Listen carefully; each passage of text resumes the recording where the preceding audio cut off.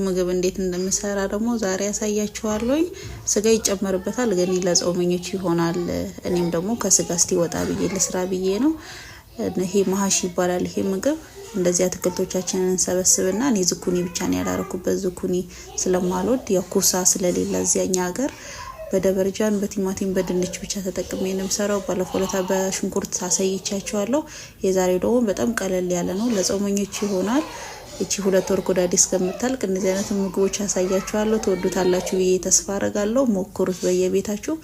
እንደዚህ አድርገን አትክልቶቻችንን ውስጡን ፍሬ ያለውን የደበርጃውን ፍሬውን ቆዳውን ሳንበሳ፣ ድንቹን ደግሞ ውስጥ ያለውን የድንቹን ፓርት አውጥተን ፍርፍር አድርገን ቆዳውን ሳንበዛ እንደዚህ ባዶ ቅል አድርገን እንሰራዋለን ማለት ነው።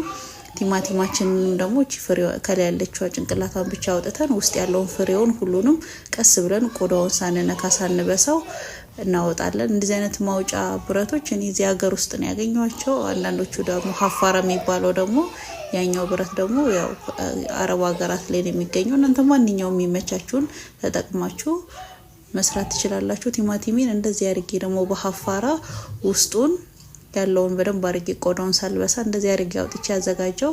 ከዛ ድጋሚ ማጠብ አለብን። ድንች ልጣጩን ስለማንልጣው ድንቹ በደንብ ከላይ ንጹህ ሆኖ መዘጋጀት አለበት።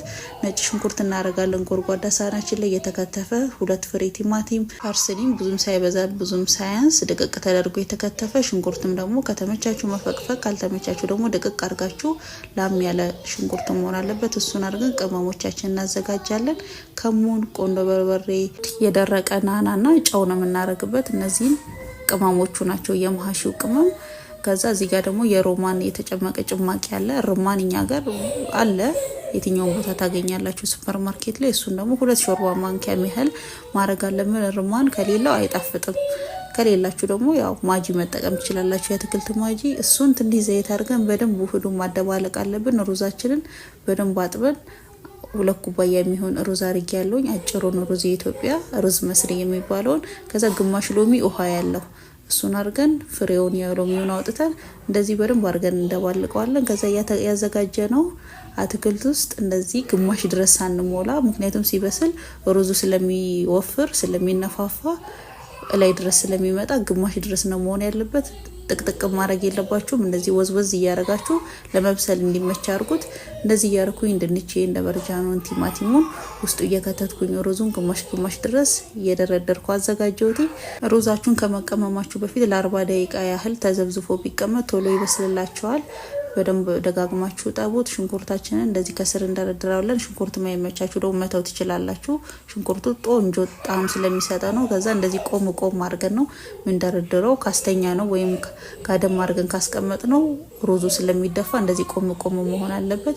እንደዚህ አድርጌ ድንቼ እንደበርጃን ቲማቲሜን ደረድራለሁ። ይሄን ምግብ ስትጠቀሙ የማይዝ ብረት ድስት ብትጠቀሙ አሪፍ ነው። ያው ውሃ ቢኖረውም እንዳይዝባችሁና ጎርንቶ ምግቡ እንዳይበላሽ ነንስቲክ የሆኑ ወይም እንደዚህ አይነት ኦሪጂናል የሆኑ ስታንስ ሊሆኑ ብረት ድስቶች ብትጠቀሙ ምግባችሁን በፍጥነት ያበስሉላችኋል። ሳሹን ሁድ ደግሞ የምንሰራው 2 የሾርባ ማንኪያ የምርት ሳልሳ እናረግበታለን። የርማን ደግሞ ጭማቂ 1 ሾርባ ማንኪያ የሚሆን ይበቃናል ከሩዙ ጋር ስለጨመረን። ነጭ ሽንኩርት ደግሞ ደቆ በደንብ የተፈጨ ነጭ ሽንኩርት፣ ጨው እናረጋለን።